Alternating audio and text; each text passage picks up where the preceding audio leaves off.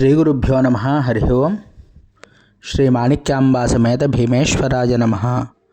వాగర్ధావివ సంపృక్తౌ వాగర్ధ ప్రతిపత్తయే జగతః పితరౌ వందే పార్వతీ పరమేశ్వరౌ.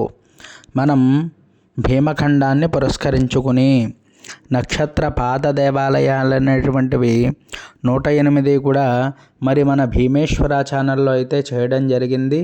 ఇవన్నీ కూడా చక్కగా అందరూ దర్శనం చేసుకోవడం కోసం అయితే మనమైతే అన్నీ కూడా దర్శనం చేయిస్తూ మన ఛానల్లో అయితే అప్లోడ్ చేయడం జరిగింది. అందులో భాగంగా ఈరోజు మనం తెలుసుకోబోయేటువంటి అంశం ఏమిటి అంటే ఈ నక్షత్ర దేవాలయం ఎక్కడుంది ఏమిటి అనేది దానికోసం అయితే ఇప్పుడు మనం తెలుసుకుందామండి. ఈ యొక్క నక్షత్ర పాదలింగం చిత్తా నక్షత్రం 3వ పాదం.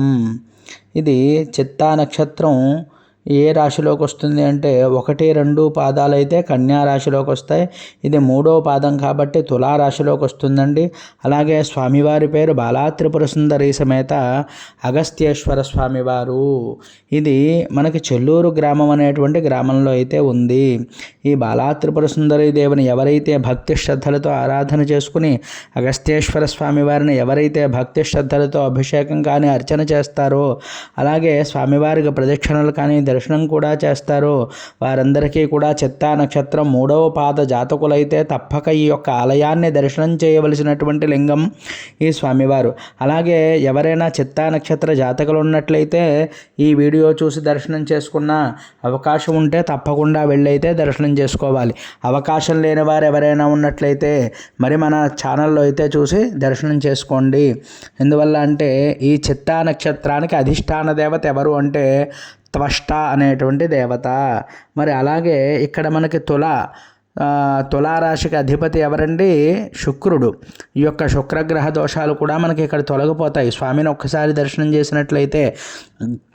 అలాగే నక్షత్ర దేవత యొక్క అనుగ్రహం కూడా మనకి కలుగుతుంది. ఈ చిత్తా నక్షత్రం 3వ పాదం వారు త్వష్టాయ నమః అంటూ జపం చేసుకోవాలి, ఈ నక్షత్ర జపం.